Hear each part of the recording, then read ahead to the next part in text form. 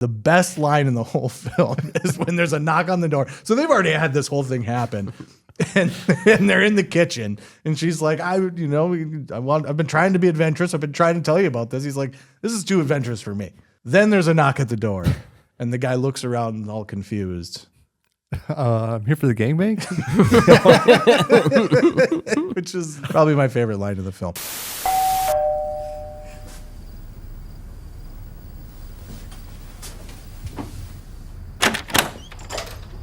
Hello.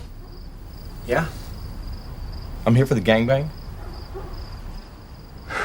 Welcome to the I Know Bedeau podcast. Hey, everybody, and welcome to the I Know Bedeau podcast. Coming at you from the Slice on Oak Studios. I am Mayor Dave Bedeau, the city of Brainerd. With me, as always, is my brother. Yeehaw! I'm going to just leave that one. All right, yippee-ki-yay! Welcome to the party, pal. Gabriel Johnson. Oh, my God. Hold on a second. Scott pointed it out when I walked in. This side of the table loves America. Damn straight. I didn't look up. You guys said that. We're talking about it. I saw Gabe's headband. I'm now, for the first time, seeing Scott's headband. We're here for a half an hour. I was going to say we've been in here for a half hour. This is the first time I've noticed the American flag headband. Hey, everybody, America. Hey, welcome back for the third time. It is a trilogy, ladies and gentlemen. First time, maybe ever, on the I Know Bedeau podcast. A guest making the full trilogy, Jesse from Play and Trade. Welcome back. Well, thanks for having me back. We appreciate you. I'm going to give you one more opportunity to do this. 30 seconds to explain yourself. Go. I'll just say the same darn thing I've said every time. I'm from the area, been here my whole life. Went to school with you guys. That's right. Gabe and myself. I own Play and Trade. Have for about 5.5 years or so. I call it the nostalgia store. That's a good way to put it. Yep. Quick recap on the Fellowship Fest. Yeah, Fellowship Fest happened. That went very well. It did. It had a great turnout. No incidents. Everything went smooth except for the rain. That's always It rained a out. plus. Had to move it to yesterday's gone. Yeah. But good variety of music Yeah. too. Lots of different bands, and yeah, it was a great time. It's awesome. Sounds Hell yeah. like it's going to be an annual thing. Cool. We really appreciate it. Go back 2 episodes prior to this. When we talked about crazy board games, you had a little conversation about that where we just completely shit on it the whole time. So that was fun. Talk to her. All right, ladies and gentlemen, it is time for the Be Kind Rewind. 2003, Part 2. Now, if you've never been with us for any of these, the Be Kind Rewind is where we take a specific year from the past, go back and look at everything that happens. Part 2 is specific to just the movies of that year. And we got a hell of a selection here. I'm not going to say it's the best selection we've ever had, because I don't believe that that's the case. But it's a selection. It is not 1994. No, it's not. Jesse, basic take on the movies of 2003 before we get started. There was a good crop of movies in 2003. A good crop, yes. Yes. Do you want me to list a couple off here? So I'm going to work my way up a little bit, but I'm just going off of what I'm seeing in front of me. Too Fast, Too Furious. Yes. The Village. Right. A real stinker, Charlie's Angels Full Throttle, which I believe is the second one. Oh yeah. Bad Boys 2. X-Men 2. A lot of sequels. The Matrix Revolutions. Oh god. Yes, still a lot of sequels. Terminator 3. But if we get up to the top ones, well, let's throw this up good too. ones. The Last Samurai and Bruce Almighty, both pretty decent. I enjoy those films. That's right. I've never seen The Last Samurai. It's not bad. You would think it would be a lot weirder. You know, it's like Tom Cruise is a samurai. Like, well, it's not really what it is, but kind of. You know, Okay. kind of. It sounds like that's what it sounds like. Top Gun Samurai. It's pretty good. It's not bad. Top 4 grossing films. Number 1, Lord of the Rings: Return of the King. Okay. I think we've talked a lot about the Lord of the Rings A trilogy. lot of walking. A lot of walking. Lots of walking. A lot of running. A little more action in this one. Little bit, a lot of horses in this one. This one they started getting mounts. They're riding the trees. They're riding the eagles. Yeah. They're riding the horses. They're like, hey, listen, we've established that it's a long way to get to all this stuff. The first one we walked, the second one we ran. So in this one we can fly. Fly, you fools! But great movie, won a lot of awards. Next one on the list, number 2, Finding Nemo. Okay. Yeah, Solid. solid, great film to just put on. Yeah.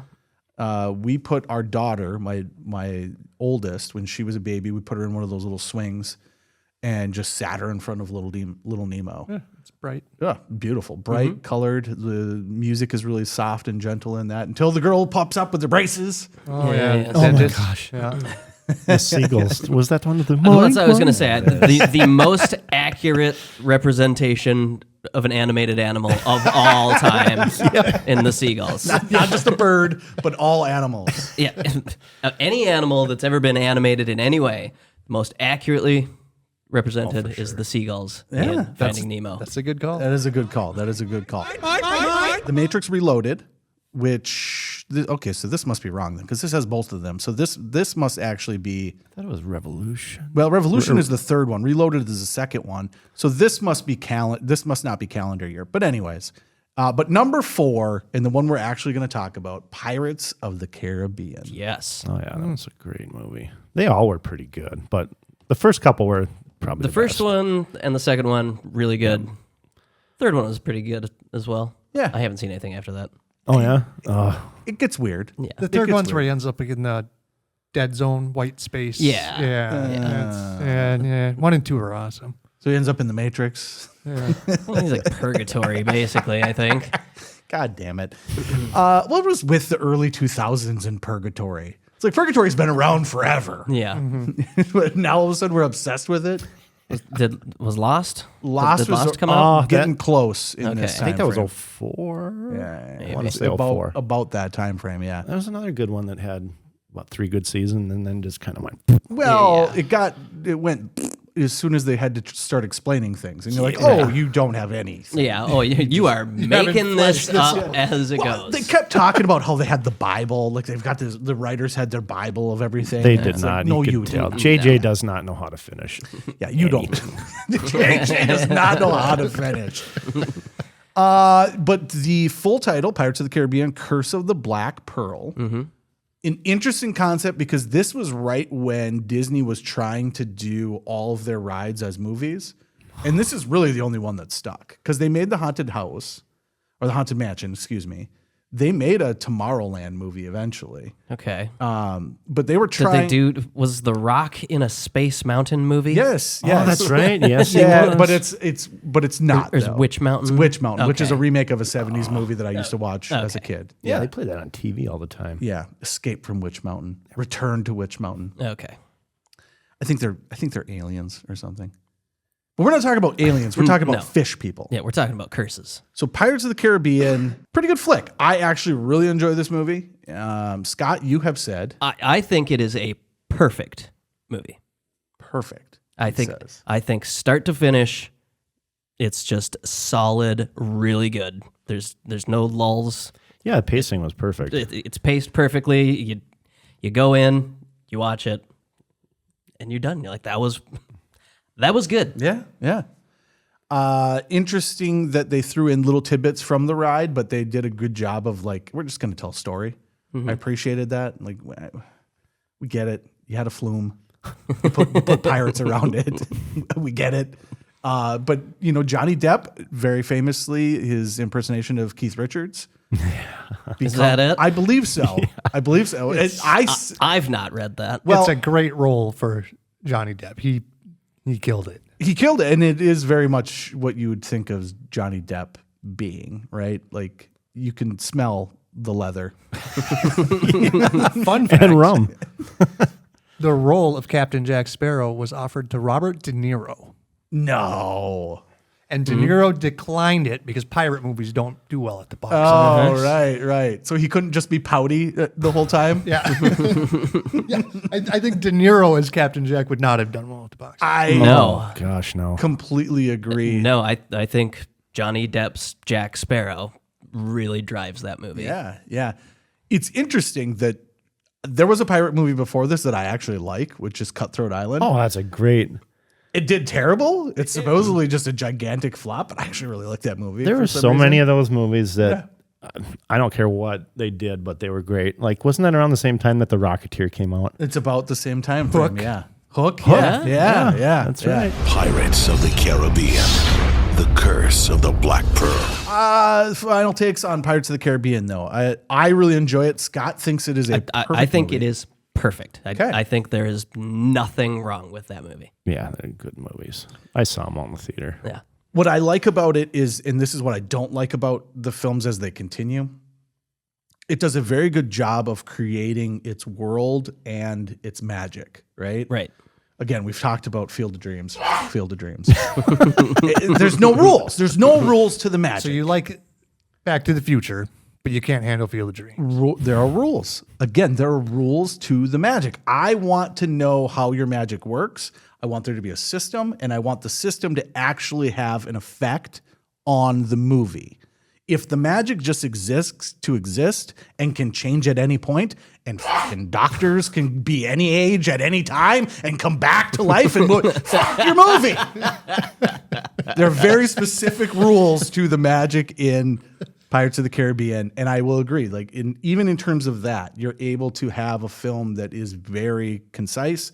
It moves forward. It doesn't spend a lot of time explaining to you the magic, but yet explains it enough, and then has it follow its own goddamn rules. Yes. The series as a whole, moving forward from that, we start to get into fish people. We start to get into all the Barnacle Bob. Yeah, yeah. Barnacle Bob. What was the one with the lady that turned into the big monster?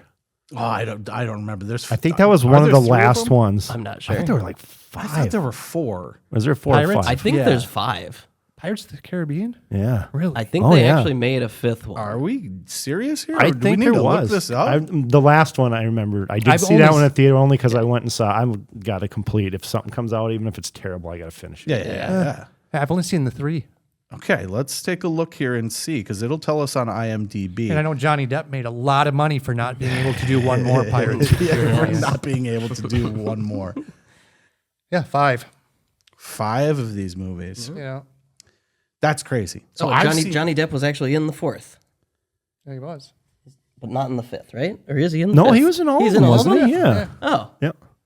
Dead Men Tell No Tales. Yeah, that was the 5th. jeez. All right, I got to watch these. Okay, so I've only seen 3 don't of them. have I don't to, but have to, but No, we've established have to. Callie loves these movies. Callie watches these religiously. I zoned out after 3. So 3 wasn't good. yeah, that was the end of it for And me. it was a long break between 4 and 5 too, because 3 wasn't that good. what happened? Because they ruined the character of Jack Sparrow. Yes. Because in the first movie, he's just chaotic, but and you just don't really know if he's got a plan, Yeah. and it all comes together at the end. You're like, maybe this guy's a genius. Yeah. Or And then in the next couple movies, it's just like, no, he's just a wacky guy. yeah, he's a bumbling idiot. Yeah. Yeah. All right, let's move on from this movie. But it is. Scott says perfect. You best start believing in ghost stories, Miss Swan. You're in one. That's a great line. It's a great line for a trailer for sure. And the opening to the second movie, which is not the first movie, but the opening scene of the second movie, whereas the boat comes into the harbor and sinks, and he just steps off it. That's the first one. That's the yeah. first I one. thought That is the first one. Yeah, the that first was time like we his see big that. Yeah, that's entrance. just Yeah. an epic start to a movie. Yes. That's the first one. Yeah. That is how we are introduced to Jack Sparrow. He is standing on his ship. Yeah. And he's, you got the wind behind him, the sunset, Yep. and he's just. And then you find out, oh, yeah. oh, He's it's just gone. He's a bumbling idiot.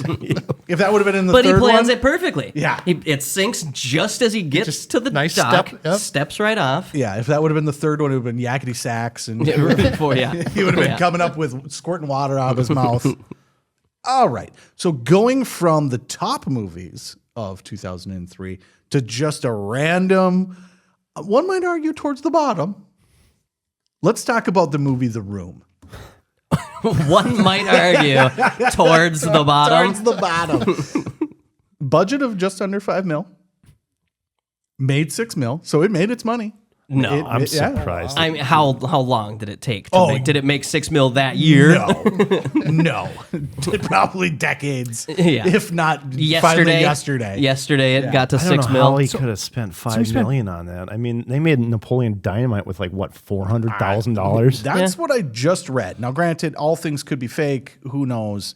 But that's what I just read. So I watched The Disaster Artist. Oh, yeah. Which is James Franco's movie that is kind of recapping the making of The Room. Yep. And in one of the scenes, his producers and directors were getting really mad at him because he would have them build these gigantic sets in the studio. So they're like, why are you building an alleyway in the studio? There's an alleyway right up. Let's use the alley. But he wanted everything to be perfect and built up. And so I could see him blowing $5 million. Different feller. Hey guys, can we build the alley between these two studios inside It's the same studio? alley. Oh, that's crazy. So let's talk about it. Gabe, give us the rundown of what The Room is. So it takes place in a room. And a guy has a girlfriend, and his best friend has an affair with his girlfriend, and he's sad about it. Maybe kills himself at the end, I think. I don't remember how it ends now that you mention it. So nobody's seen this movie. The only people that have seen this movie are people that have went back to see this movie because it is known for being a terrible movie. But not a la Rocky Horror Picture Show. yes, but I would say even more terrible. Like American movie. Coven. That makes more sense. Now you're speaking my language. But this is a guy who nobody really knows where he came from or where he got his money. He just showed up and was like, I love movies and I'm going to make a movie. And then people are like, no. Well, yeah, he's a terrible writer, terrible actor, so he couldn't get a job, couldn't get his scripts read, decided to self-finance, Yes. much like Coven. Yeah. What happens is when you reach in your pocket and you pull out a stack of bills, people go, we're making a movie. We're making a movie. I used to know a girl. She had a dozen guys. One of them found out about it, beat her up so bad she ended up in a hospital on Guerrero Street. What a story, Mark. And then it gets made, and it is known for being so terrible that people go back and seek it out. And so much so that then James Franco and a bunch of those individuals make a story of the making of the movie. Right. And at the end of the Franco movie, and I don't know if this happened right away with The Room, but at the end of the Franco movie, they do the debut, the opening night, and everybody was mortified how terrible it was at the start, but by the end of the movie, everybody was laughing their ass off at how terrible it was. Sure. So then that's kind of how word spread, and that's how they made their $6 million. You have to watch how bad this movie is. You're not going to believe it. It is horrific, which is perfect. It's perfect for us. Yeah. We said we'd go back and do, what we love to do, which is like, let's all watch the movie and then make fun of it. The problem with this one is not enough people have seen it to where we can do that. Right. That would just be for us. It would literally just be for us. So if you want to see us do that, please shout it out to us, and I will absolutely, what the fuck happened? I will gladly do a what the fuck happened on the movie The Room. The Disaster Artist is the James Franco one. Yes. I recommend that. It is fun. That was good. Very good, very was funny. good. Jesse, take on The Room. It's one of them cult classics, I guess you could call it. So bad it's good. Yeah, we're huge fans of that type of movie here. You are tearing me apart, Lisa! I got another one that I think is absolutely fucking dreadful. I'm switching up the order here. Good thing. This movie is called Dreamcatcher. Okay. And I'm going to come out right away. Jesse, I'm sorry to throw you under the bus. This movie is awful. Talk about it, go. What's wrong with it? It's Stephen King adaptations are usually never great. I'm just, shooting you in the dick before you start. But let's talk about it, though. You want to talk about the movie Dreamcatcher? I had never seen it. So talk to me about this movie.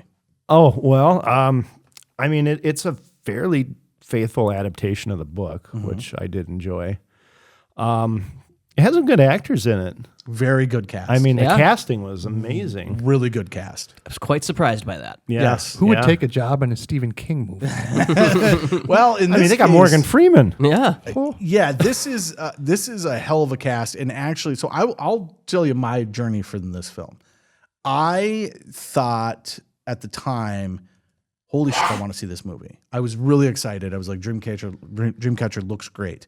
And then people I knew went and saw it, and they're like, not good. And I was like, okay, I'm not going to go watch that. So I didn't watch it. I finally just watched this movie for the first time ever in my life. Having wanted to see it from the previews, this was 20 years ago. I was excited to see this movie and decided not to. And then I started it, and I thought to myself right away, wow, this is a really good cast. Yep. So much so that even who's our buddy from the Mallrats and other Jason Lee. yeah, Lee was in Jason Lee is in He it. played Beaver. Yeah, I was super excited. You've got Thomas Jane. Damian Lewis. Yep, a hell of a cast. And then the movie starts, and then I remembered it's Stephen King. And it is immediately evident. Just the way the dialogue Yep. is so Stephen King and bizarre. Nobody talks like that. Childhood friends that all have their little inside Right. joke things. It is him going, God, people really liked it. I should write something like that again. And then writing, yep. Hold on, folks. Hold on. What if? Cocaine is a hell of a drug. He, and even so much that they like, into the book, do they go, are they from Drury, Maine? Derry. Derry, They Maine? end. They somehow go to Derry, Maine, if I remember course correctly in the they do. book. There was like a Pennywise reference in the Dreamcatcher book. In the Like they movie were there going. Was that still in the movie too? Yeah, yeah, Did there's it have a- the Pennywise lives on the water tower or something like that? So That that was I in the don't think book, I so, but think. there is a scene where the girl is like down in a drain, and it's very clearly you're supposed to think, oh, Pennywise is coming. But yeah, here's how I felt about this movie. Stephen King is fucking weird. He's just fucking weird. It starts off and you're like, oh yeah, it's kind of, great cast. We're going on a thing. There's going to be a monster or an alien or there's going to be something. And you're never going to know what it is because that's the way he works, right? Is it an alien? Is it a monster? Is it a disease? Is it a disease? And this one, yeah, same thing. It's always this mixture. Kinda It's all of those. It was Yes. kind of It's all literally of them. all of those. I said to you guys, he just vaguely references his other books and then's like, ta-da. And you're like, no, not ta-da. Not ta-da. He does do that a lot in the books too. In fact, I think Pennywise is probably referenced the most in all his different Yes, books. because it's his most popular Because people IP. like that. Yeah. Hey, you remember how you liked this? What if? Oh, stay with me here. Cocaine is a hell of a drug. The part that lost me completely, and I actually thought it was kind of a cool thing, and my son was watching it with me, and he was getting annoyed by me because I was audibly grunting and moaning through the whole film. It was just, every time something bizarre, beyond bizarre would happen, I'd be just like, Jesus Christ, this movie. His memory bank that he creates. Oh yeah, that Which- is weird. Well, it's such a literary device, right? So this guy creates a vault or a library for all of his memories. And they talk about it in the film, but they do it in the Stephen King way where they talk about it around a table. Yeah. Well, you don't remember his memory vault? They're all psychically linked, Dave. Yeah, But then They they were- should have because of their- remembered. Yeah, how would you forget the memory vault? Because of their friend Donnie Wahlberg, who actually Yeah. was an alien. Yeah. That blew me away Yeah. when it got to the end and it showed the cast. Yeah. It was Donnie Wahlberg. I was like, what the fuck? Donnie Wahlberg The whole time? He plays skinny, sweaty Strung out. people Weird, in their underwear. Yeah, I guess. That's right. Sixth Sense. He was the. Yeah. Yep. Yeah. So sorry to take this completely over, but the part that drove me over the edge was, so in his memory vault, he's literally like taking and putting boxes of memories away. So it's like a library, right?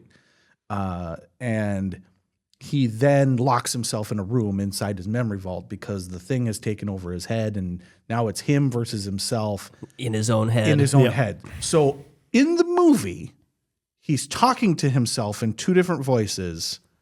Yeah, he turns from regular person to chip chip cheerio. Yeah. Mr. Gray. That was his name, wasn't it? Yes. And then Yeah. Oh, when he's on the snowmobile and also he's like, yeah. He's just having a conversation with himself in a normal voice and then a funny, bad British accent. What was that, Mr. Jones? What did we just pass on the road there? he literally is looking out a window from his locked room out to the world. well, he's where watching what is He's watching. what the guy that took him over, or the alien that took him over, is doing. Yeah. Are you speaking to me? Yes, I am, Mr. Jones. Or is it Jonesy? That's what your friends call you, isn't it? Let's be friends. The fuck are we talking about? The fuck are we talking about? I couldn't do it. I finished it. Why are you letting me live? I'm borrowing you. We're going to take a little journey. You had said that it had bad CGI. I remember it having really bad CGI. It was I terrible take it back. CGI. It was I take it really? back. No, I thought. I mean, it wasn't. It wasn't good for No. its age, but I thought it was really, really bad Yeah, when I yeah. watched it a long, long time ago. I didn't think it was but bad. this time around, Yeah. I don't know if they remastered it or something. But the it part where totally looked okay. all the aliens were scurrying away when at the end. they were chasing him down. Yeah, Okay, yeah, that got a little. All the helicopter stuff was. Oh, that was. Yeah. Oh yeah, because who was the other guy that kind of flipped? He was Morgan Freeman's. I like, can't remember that guy's sidekick. name. Tom Sizemore. Yeah, Yep. that one surprised me as well. Hell of a cast, dude. Seriously. And we didn't even talk about Timothy Olyphant. Yeah, Timothy Yeah. Olyphant. It's an awesome cast. Yeah. And you start off and you think, here we go. And then you realize, They have to read Stephen King's words. here we go. Here we go. And, it just turns out Stephen King's a weirdo. So that's fun. So, anything else to talk about this movie? I'm sorry to shit on it, but I was so excited. I was so excited. And my excitement waned very quickly. Right. It's another Stephen King movie. It was way weirder than I expected it to be. It just kind of kept going. Like there's a lot of layers. Mm-hmm. Almost like a Final Fantasy game. The greatest movie ever. Just keeps getting weirder and weirder.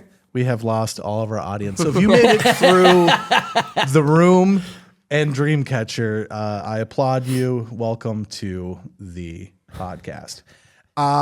Before we get into another one that you had added, I'm going to jump back to the one we were going to talk about, which is Identity.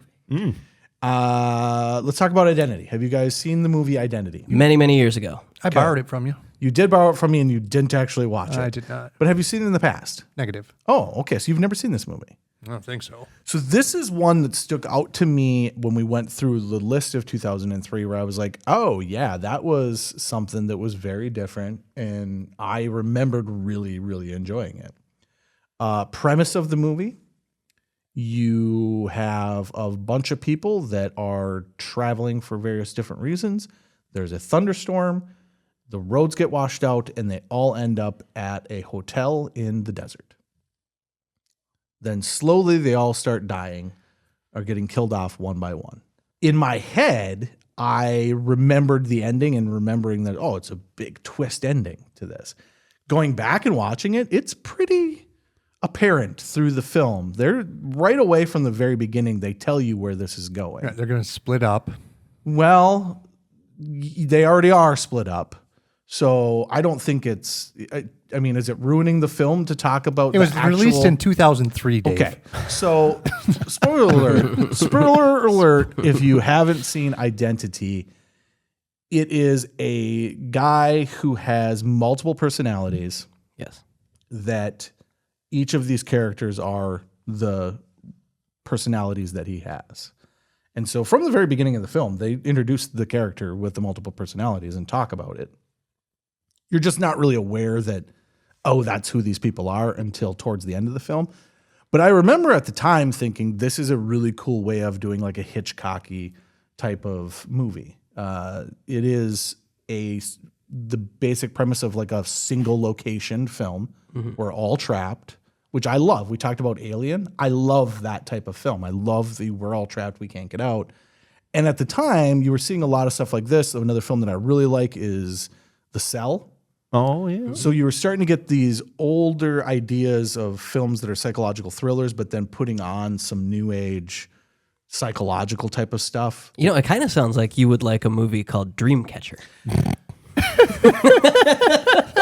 I would. For a second there, you were kind of explaining the same movie as a guy who's seen neither. And also, great cast, right? Oh, wonderful. That was a good cast. These are two Yep. movies that you put next to each other, and you're like, wow, we're really kicking it off. Ray Liotta, Yeah. freaking John Cusack, one of the Buseys, Jake Busey. Jake Busey. Same type of thing. But then this one just continues to not be that weird. It's weird, but it has kind of there's a bit of a cohesiveness to the magic. Again, with this film that is not there for Dreamcatcher, and there's not dudes talking in shitty British accents. I would be there for the multiple Honestly, personalities over the alien taking Damian over. Lewis is British, so that's his real voice. Yeah, that's fine. It's just It's over the top. yeah, he's doing a shitty job of himself. Do a better job of yourself. I would have picked a guy that would do a better job of himself. But no, this is a great movie. I highly recommend it. We won't get too far into it because I'm the only one that watched it. So, but it is a film that it is like in my own memory vault that I have put up on a shelf as like, yeah, it's a great take on an old trope, right? It's kind of a Psycho type of thing, right? They're at a hotel. It's Clue. It's a little bit. Who's the killer? Yeah. The very, very, very, very, very, very, very, very end is stupid. Everything leading up to the very, very, very, very, very, very end is awesome. The last little bit, you're like, God damn it, you ruined it. Did they tell you what happened to him in 10 years down the road? No, they didn't. They didn't. And everyone, this is where everyone is. Dead. Not dead. But yeah, go check it out. It's a great movie. I am a huge Ray Liotta fan, so I put most of his movies pretty high on the shelf. Yeah, that's too bad his last role was Cocaine Bear. And it didn't come out till like a year after he died, too. Yeah, it was quite a bit after. Yeah. All right, moving on from that, Jesse, you had added one more, and we'll go quickly on this one as well. The film Willard. Yeah. Willard. Do you remember that? About the guy that like controls the rats? No. It's actually a remake. And the casting was spot on for the role. They had Crispin Glover play Willard. Crispin Glover, from the fame of being the dad in the first Back to the Future film. Yep. Then not the dad moving forward in the Back to the Future films. And then he actually changed some laws in Hollywood over that. He did, yeah, because they actually, in Back to the Future 2, reused his likeness to the point where you can't tell that it's not him. And so he had laws changed so that you can't just pretend that it's the same dude in your next film. But also known for being a little bit of a weirdo. He is quite weird. Tagline of the film: where your nightmare ends, Willard begins. It's a horror movie? Horror movie? Kind of, yeah. Where your nightmares end, Willard begins. Yeah, the first film is from 1971. It is so this is a remake of that. But in the first film, it stars Bruce Davidson, who you say Bruce Davidson and nobody's going to know who you're talking about. The role you would remember him from is the Senator in 2003's X-Men 2. For the best, I hope. Okay. So wrapping it all back around. Oh, the one that turns into water. Yeah, it's whatever. I don't remember how that movie ends, but When you said we were going to talk Willard, yes. I thought you meant Wilfred. Wilfred. So did you watch Wilfred? I did not. Because I looked it up, and I just looked it up now. And it's 2002. So we should have talked Wilfred. Oh, dang. last year. Really? Sure, yeah. The TV shows were much later, but there was a movie. Oh, okay. Gotcha. That's the dog, right? Yep. Yeah. Yeah. I will admit, I also thought that. But then quickly realized, oh no, that's not what he's talking about. There was a sequel to the original, the 1971. There was a sequel just called Ben. So Ben is the rat, at least in the original. Yeah. And the tagline for the sequel is, where Willard ended, Ben begins. Oh, what the fuck? Are you serious? You made that up. Nope. Nope. Where Willard ended, Ben begins. Back to the Future 2. Where Back to the Future ended, Back to the Future 2 begins. I didn't actually look up to see if that's the case. But interesting. He controls rats, and then from what I gathered from it, the rats go and do his bidding. Yep. Yeah, because he like sends them off to do different evil deeds and stuff. Yeah, it's interesting. Yeah. Crispin Glover with rats. Oh, I don't know if you know this or a not. match made in heaven there. I don't know if we're not, folks, but I prefer Elijah Wood in Dogs. Wilfred. All right, let's move on from that. We're a half hour in already, so let's get to the meat and potatoes here of 2003. We're big fans of SNL. There has been the multiple eras of SNL. We got to live through one of the best. We did get to live through one of the best, and I personally started watching when I was 10 years old. It was at a friend's house. I would go to their house on the weekend, and their family would watch SNL. Mm-hmm.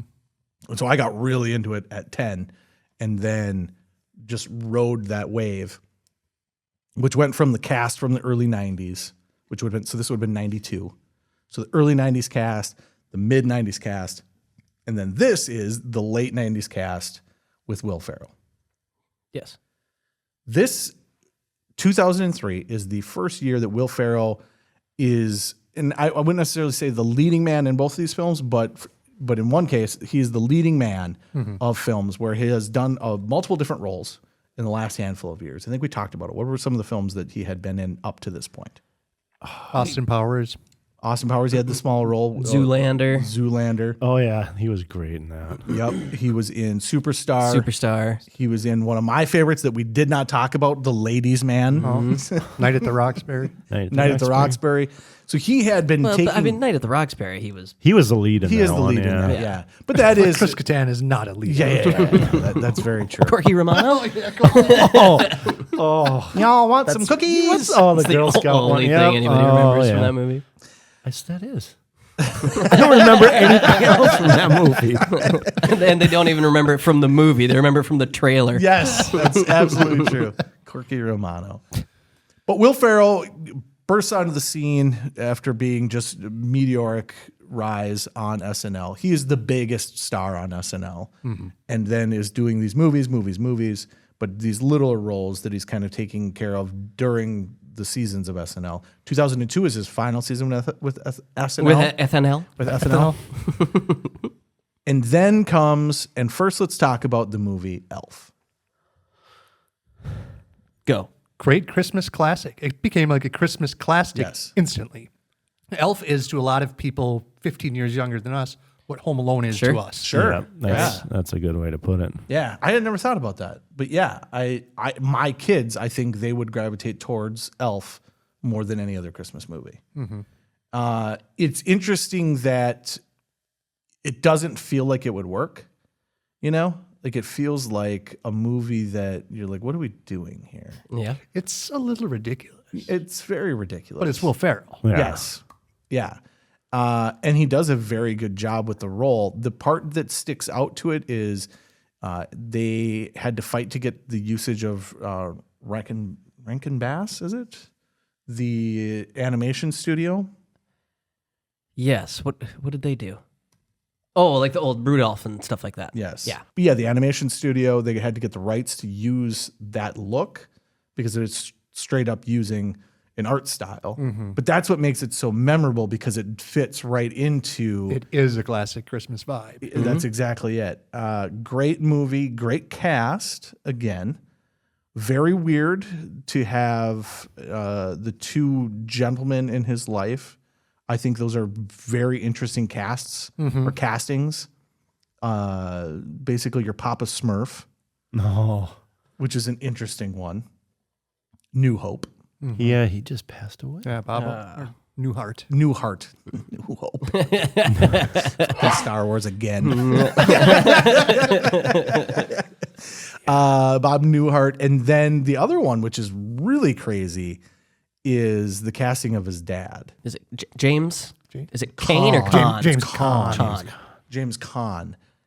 really bizarre because James Caan is like from the movie Thief and from Godfather movies. Yeah. Like, Yeah, he's a CEO of a business, isn't he? He's a serious guy in this one too. Oh, Yeah. Misery. He was good in Misery. yeah, yes, he is a very specific style of actor, I would say. This was not his genre at all. No, but I think that's why it fits because as you're watching the film, you're like, this is all nonsense. And he's like, this is all fucking nonsense. Get out of my house. You sit on a throne of lies. But a great film. And again, yeah, it is right on the top of people's Christmas lists every single year for films that they want to watch. And I think it's interesting when you do stuff like that, especially you've got John Favreau as the director, you've got Will Ferrell as your comedic lead, and then you just have this mix of Christmas nonsense, and it works. It's crazy that stuff can happen. Jesse, your take on the movie Elf? Yeah, it was definitely, instant classic, Christmas time. In fact, didn't Bad Santa come out that same year too? Oh, it might have. It's right I just around. remember- It's right around the same time. I think it did. I'm pretty sure that was the year Bad Santa came out. 2003. Another classic Christmas movie. Yeah. So you're competing Christmas classics. Yeah. You're rated R. I'm on my lunch break. Best scene in the movie. I remember when I sat down in this film thinking, this is weird. I was like, this is very different. Very over the top. very over the top.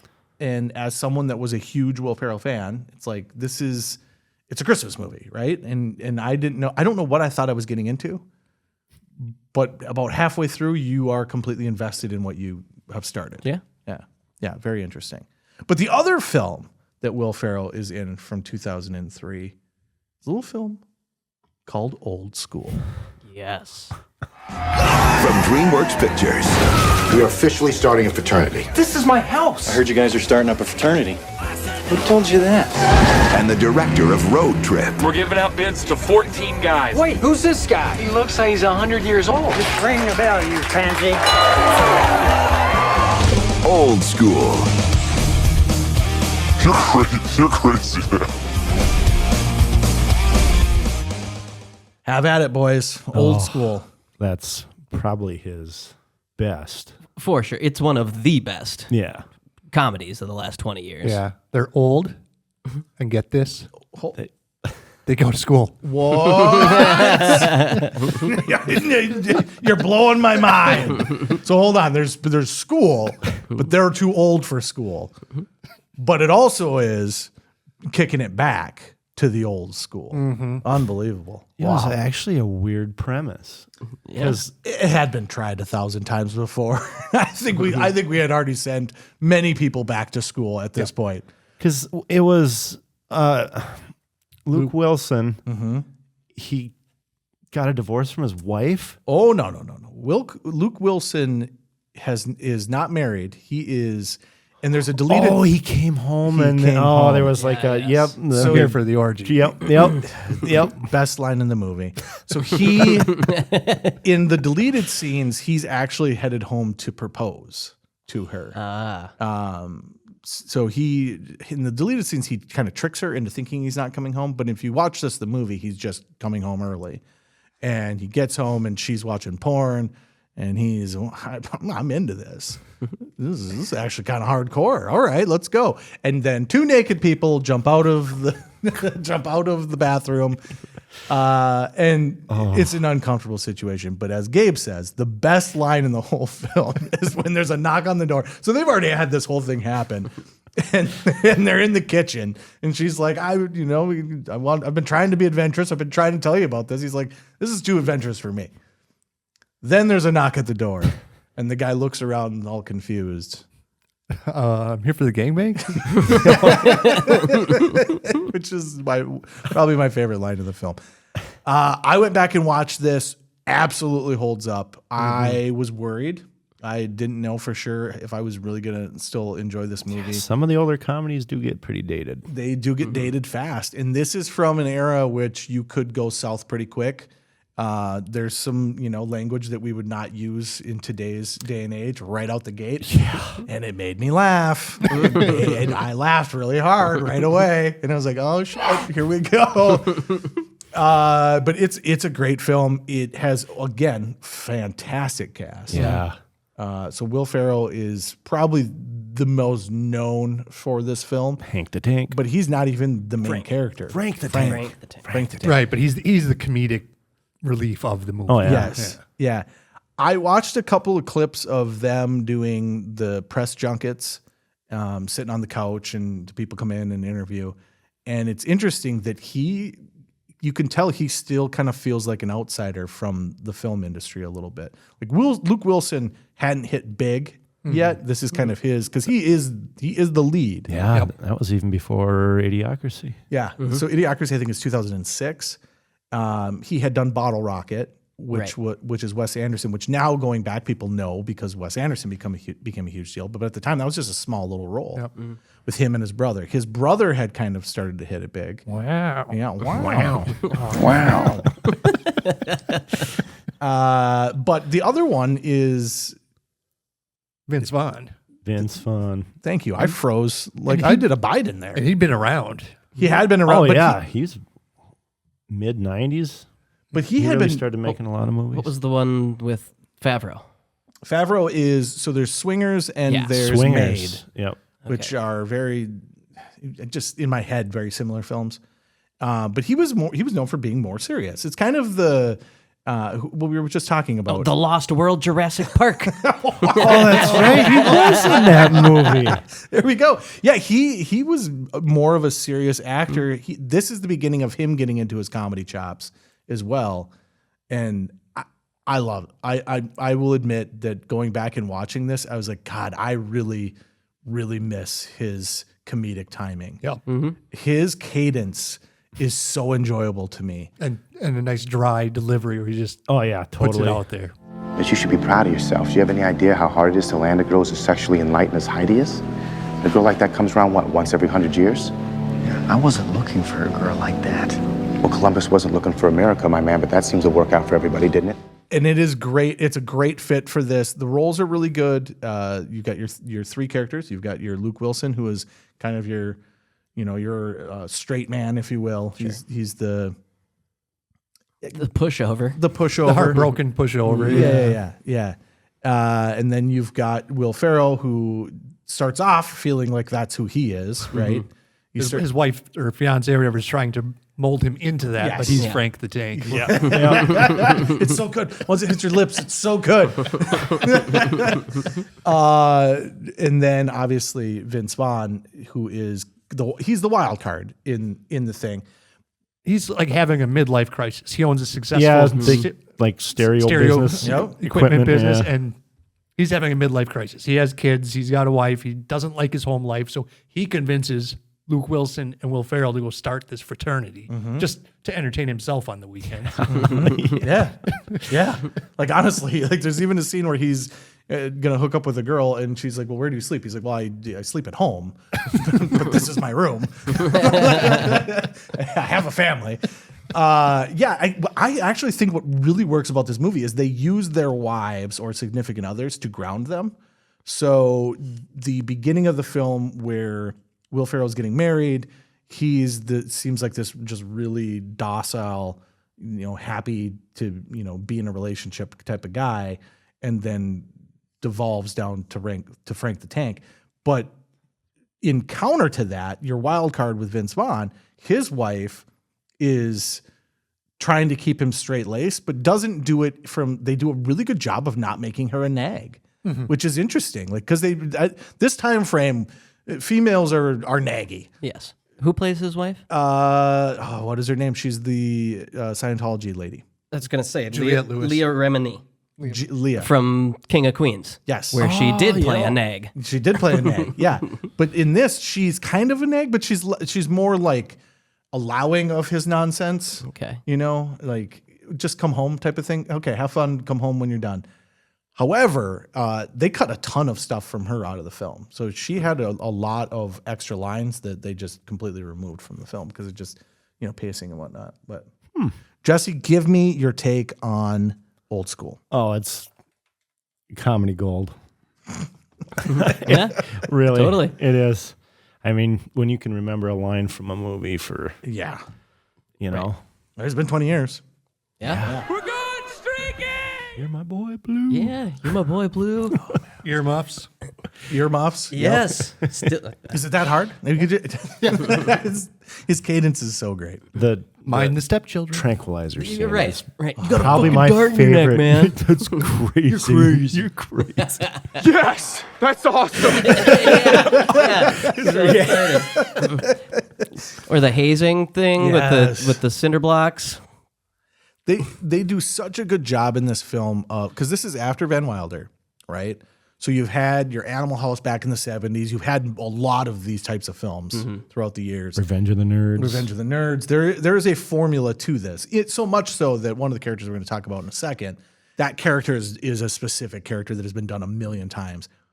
But they do a really good job of keeping it fresh, of tying in kind of a 2000s type of ordeal. There's a feel to this that is slightly classic in that it is a 2003 movie, but you could punch this It's almost timeless. It is almost timeless. It really is. You could have put this in the 70s. You could have put this in the 2020s.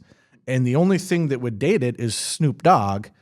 And I would even, and I would even say He's snooping around Paris as we speak. he doesn't even date it. That was the one thing I was like, oh, here we go. That's Yeah, going to what's put a the music We're act? going to put a stamp in it. And then, nope, it's Snoop Dogg. So. Thinking of a master plan.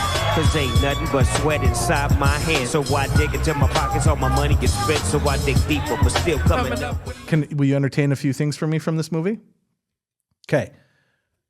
Ladies and gentlemen, we got a thing on the podcast. Jesse, I don't know if you're aware of this or not, but it's called the Jeremy Piven Hairline Scale. Ari Gold. Our man, Jeremy Piven. Let's see where this is going. I think it's called the pivoting pivot. The pivoting pivot. Well, we do pivot the Piven, but it is the Jeremy Piven Hairline Scale. Okay. Jeremy Piven is a great individual. Some would say a guy that I really enjoy as an actor. But some people would also point out that at one point in his life, Jeremy Piven's hair was, we would call it bald. Scott, would we Yes. call it bald? Yeah, we're almost George Costanza level bald. Well, so much so that he plays the potential actor to play George Costanza in an episode of Seinfeld. Oh, really? Yes, you didn't know that? I had no idea. Yeah, he plays the potential George Costanza in the show that they're going to make in the show. So yes, absolutely. Okay. Nailed it. Yeah, here, I'll actually pull that up for you because it is exactly what you would think. Okay. Yep. So Jeremy Piven is bald.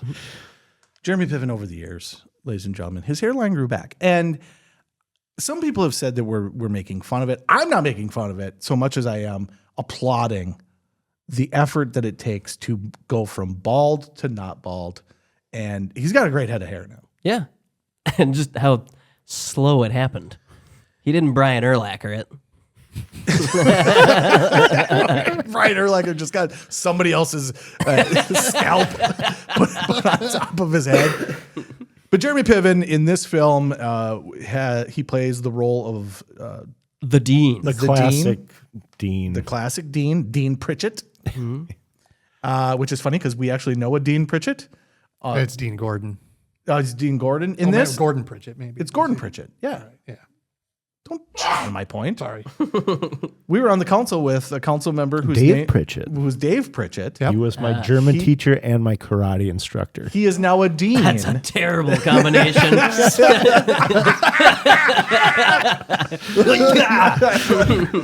No. Hey. Yeah. Heil ja. No. Nine today. Nine today. All right, let's get through this. Let's get through this, boys. Let's put a stamp on it. Jeremy Piven, this is his hairline from the movie Great. Old School. It's great. We are applauding this transition, and it's a slow process. That's why we have the pivoting Piven. Put it on the mark, ladies and gentlemen. 2003, Jeremy Piven, hairline scale. I got two other things from the movie Old School. This one is just a real quickie. Ladies and gentlemen, the gymnasium from Buffy the Vampire Slayer is back. Nice. Jesse, you also may not be aware that I watched the movie Buffy the Vampire Slayer. Terrible movie. If you like that movie, we're going to say it all the time. Terrible movie. That movie's god-awful. The show, not terrible. Show's good. Show's pretty good. Not bad.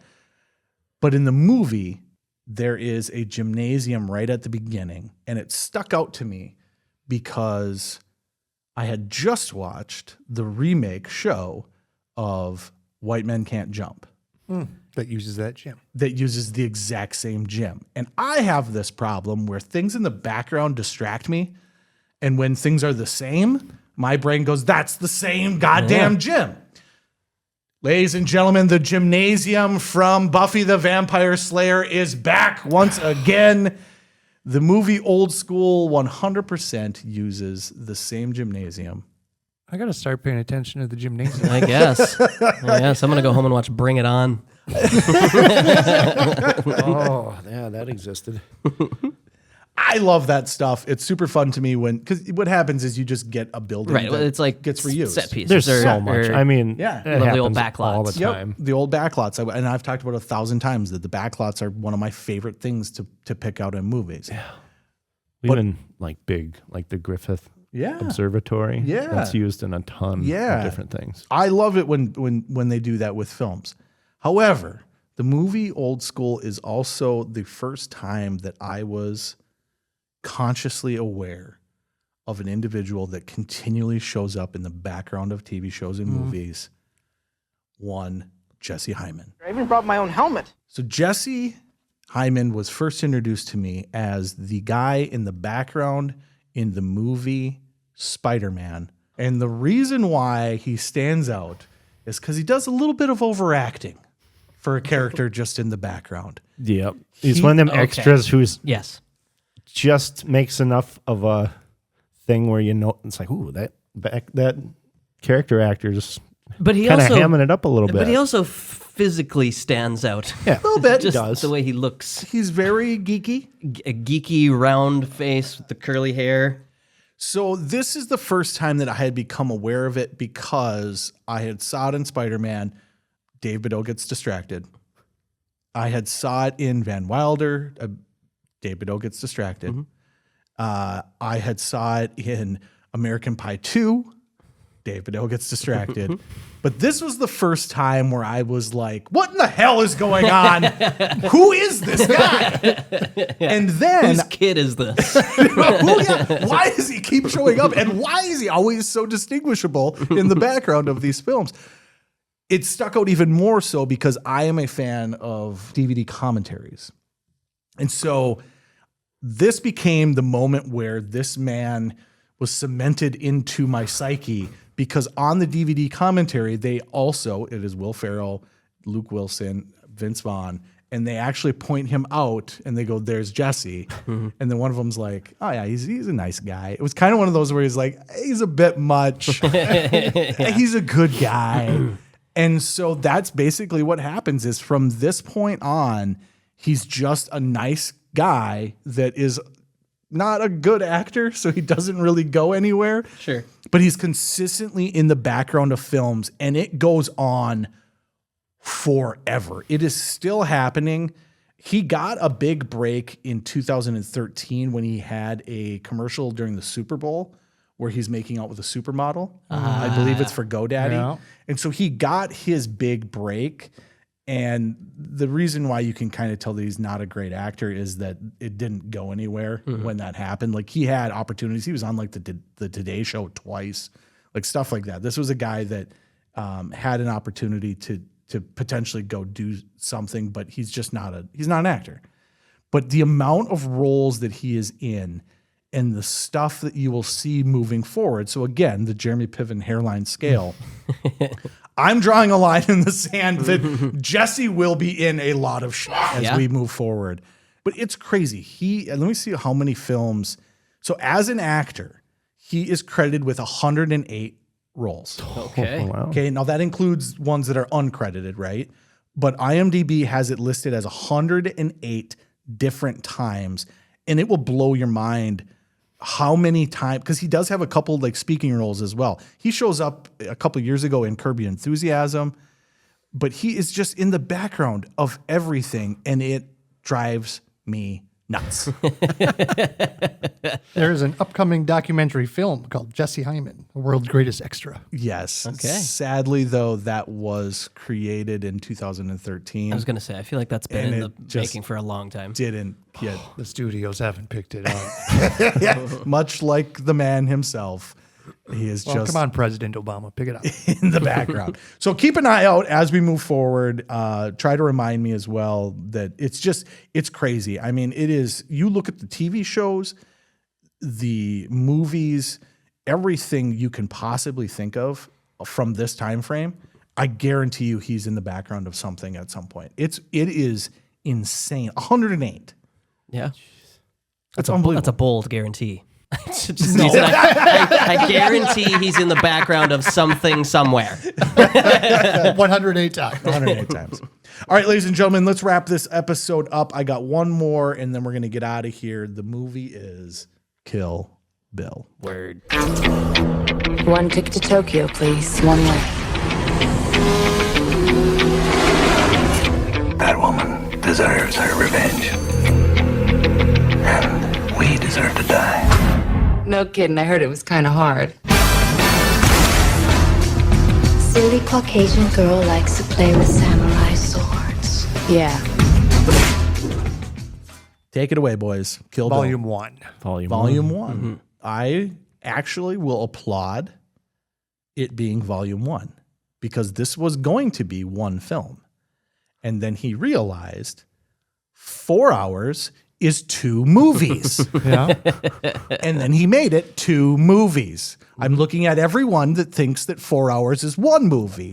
3 hours is not one movie. 3 hours is 2 short movies. So, Kill Bill Volume 1. Let's go. We'll talk about Volume 2 next year. But Kill Bill Volume 1. So it's Tarantino's spaghetti western kung fu Yep. homage. His 4th film. His 4th film. It's the most far out film he's done. It's a good movie. Yeah, it is.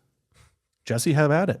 Well, I remember seeing it in theaters. Yep. Yeah, I'm a big Tarantino fan. Huge. So that one. I remember, God, who else was in it? Carradine. Yeah. Yes. He was Yes. Bill. What happened to that guy? The Bangkok Slipknot. Well, happened. according to Randy Quaid, he was whacked. Oh. Oh, I thought he was just whacking. Yeah, he got whacked. He did. Yeah. One final whack. Yeah. And for those of you that don't know, he was found in a closet in Bangkok. Belt around his neck. Autoerotic asphyxiation. Yep. He Dick in hand. well, I mean, I can't go that far. I don't know. Dick out for sure. Or not. I mean, I guess if your pants are still on and they declare it autoerotic asphyxiation, something went wrong. Very good for that role. I read the role was not written for him. The role was written for Warren Beatty. That would have been interesting. I don't know. It doesn't seem like his kind of role. It doesn't, and the reason why they swapped it out was because you had the martial arts stuff that happens. And he was kung fu, and that's why that decision was made. Are you a fan of the film? Yeah. Yeah. Yep. Yeah. I got to go rewatch it. I saw him in theaters. Yeah. I remember most of it wasn't. Well, he had some of his normal actors come in, like who's the guy from? I think Madsen was in there. That's yep. And what's her name? Daryl Hannah. Uma Thurman. Daryl Hannah was in that one. Yep. Oh yeah. Oh yeah. Oh, she was the one who got her eye plucked out. She already had a patch on. She already has the patch on in the movie. Yep.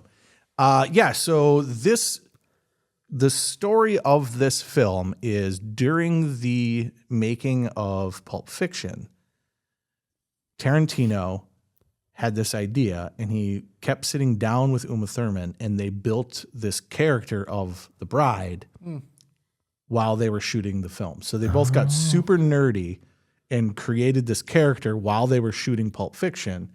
Then he goes on to make Jackie Brown. She goes off and does illustrious films such as Batman and Robin? Yes. Or is it Batman Forever? Batman and Robin. No, yeah. She is the worst one. She is it. That was Bat Nipples. Yeah, it is Bat Nipples. And That- Ice And Skates. the credit card. The Bat Yes. card. The Yes. bat card. The Bat card. Yeah, everything you see and everything you don't. That Uma Thurman. They team back up and they decide we're actually going to make this film, and it's a really cool film for the time frame because for myself, this is when I'm in film school. This is when I am immersed in this subculture of anime and geeky stuff. I was super into Japanese role-playing games, Final Fantasy and whatnot. And so this, having then went into art school and then being introduced to all these things that I had never seen before, then Tarantino, who I am obsessed with at this point, is now going to make a film that involves all this stuff. I was unbelievably excited for this. And then unbelievably satisfied, we'll go with how this film turned out. I love this movie. I went back and watched it last night. It is completely over the top. Yes. Oh yeah, It's got the blood is just the blood is and the fight scenes were, I mean, well choreographed, but over the top and tons of blood. And this is the first film that he really does with serious action in it. You know, he has scenes in his other films that involve things, Right. but like if you think back, even like Jackie Brown or whatever, when violence is happening, It's just like normal violence. It's not over the top. It's just at most they're somebody getting shot or at most they're walking. Yeah. Right? There's not like an action sequence that happens. Like there's the shootouts and stuff are like a guy leaning against a car, shooting the gun, moving to the next location, but it's not like a serious amount of action. So this is a very interesting take for him to move into this world. It includes an entire segment that is anime. Oh, that's right. Which is crazy. I don't remember that. Yeah. So when he introduces Lucy Liu's character, he's talking about her backstory. Oh, he does the yep. And it's all done in anime in the middle of this film. It's a very stylistic film. They do some really cool stuff with like some miniatures for when the airplanes are flying in and stuff. It's very cool. It still looks great. It is ridiculous in terms of like the blood and gore, but he meant to do that. Right. And he's carried that on. One could say that John Wick kind of ripped that off. A little bit. A little bit. The other thing, too, is that it takes in a lot of stuff from films that he loved. This is his love story to Hong Kong cinema, to Japanese. He threw in a lot of stuff from that, including him hooking up with RZA from the Wu-Tang Clan, who is... Clang? Clang. You can't always correct every time my mouth doesn't work. That's the first time out of like 9 chances I've had for this episode. I know. I'm having a stroke, ladies and gentlemen. I'm sorry. But he hooks up with RZA from the Wu-Tang Clan. Did it again. Did it again. Are you stupid or something? Clan. Yes. And he produces the soundtrack for it. They take a lot of sound effects and stuff from these films that they loved growing up. So that, again, how he kind of did that with Uma and how they nerded out. He did the same thing with RZA where they nerded out over these films.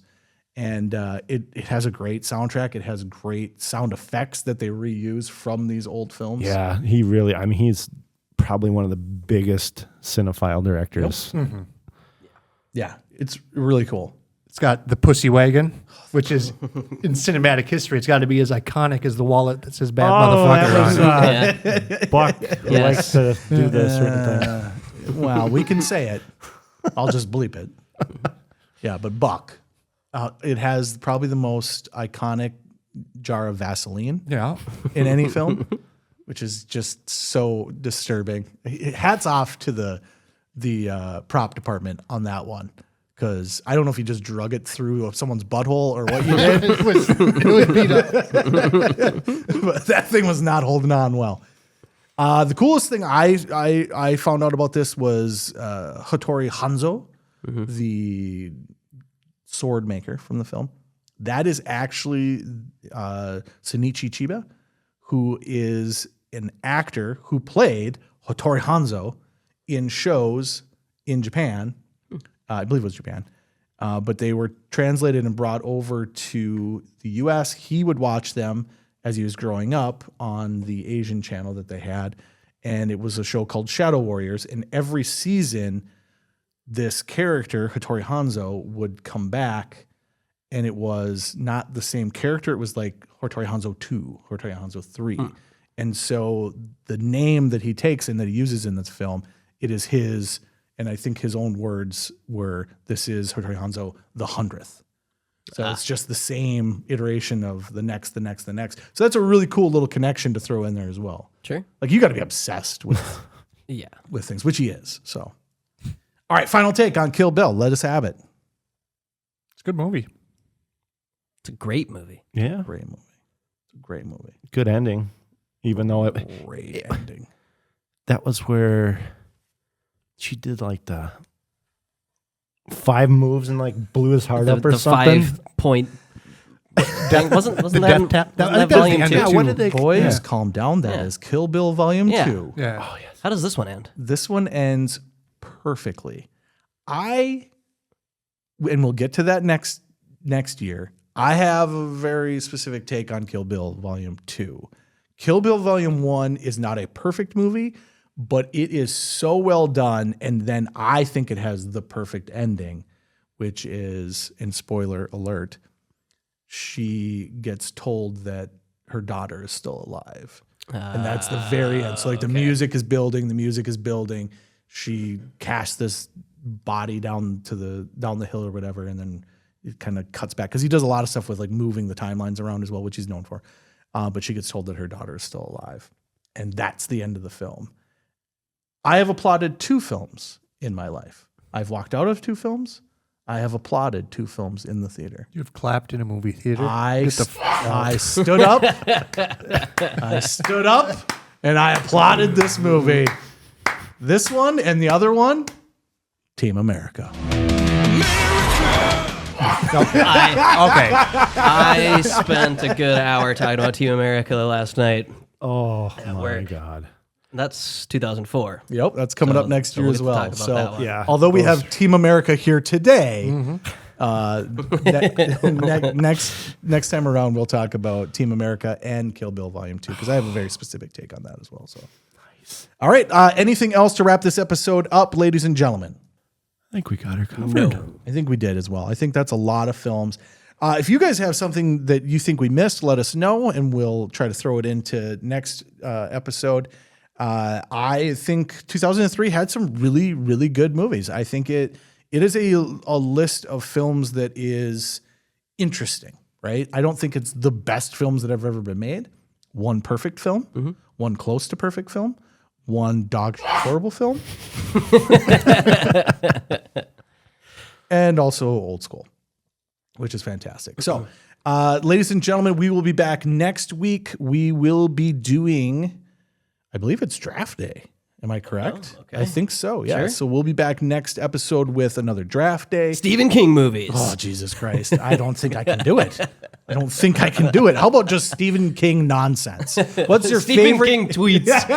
Oh, man. We could do that. We could totally, actually, it'd be really fun to do him and Trump. Remember that one time we did Trump? Is it Trump or is it Frank Reynolds? Yes. From I Always forgot Sunny? about that. Yeah. We had an episode where we did, it was tweets. Is it Trump or is it Frank Reynolds from Always Sunny. From Always Sunny, which is also And it was coming up. very hard. I was going to say, that had to be a tricky one. All right, so we'll be back next episode with a draft. We'll also then be back to the news. Okay. And then, of course, right back around, we'll be getting up to 2004. So if you got movies, you've got pop culture and stuff you want to throw to us for 2004, let us know. That's going to be an interesting year as well. Jesse, thank you. Thanks for having me. Into the microphone. I did. There you go. That's better. Scott? Yes. The Boutros. And also Gabe Johnson. Thank you. Thank you as well. Ladies and gentlemen, we will be back. But until then, we're done.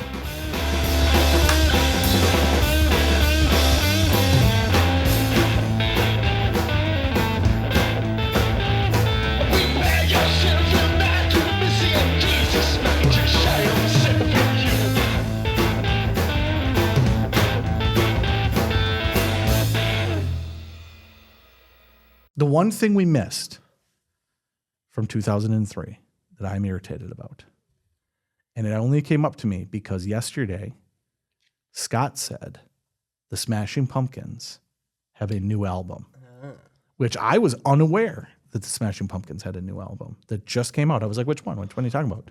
It literally just came out this week. But in 2003, one Billy Corgan had the band Zwan. You wanted to talk about Zwan. I forgot to talk about Zwan. Forgot all about that. It's so specific. Zwan was Billy Corgan's band that he put into place. There were him and 3 other guitarists, I believe. And it was Zawani. I loved it. The album was okay, but I went and watched them live at First Ave. Oh, nice. I've never seen 4 guitarists play at the same time before. Yeah. It was awesome. Like watching an orchestra of guitars is a really cool experience that I didn't even know you could do some of the stuff they were doing, where you're just like, you'd think it'd be overwhelming. And I will actually say on the CD, I think it is overwhelming. I think they put too much distortion effects and stuff on there. Mm-hmm. It almost becomes overwhelming where it's just kind of noise. That's what I remember. It was just like the Mars Volta. Yeah, he added way too many effects to it. But live, it was so clean and it was so well done. And I absolutely love it. So that's the one thing that we should have talked about that nobody cares about. Yeah, I was gonna say, that really would have brought people in.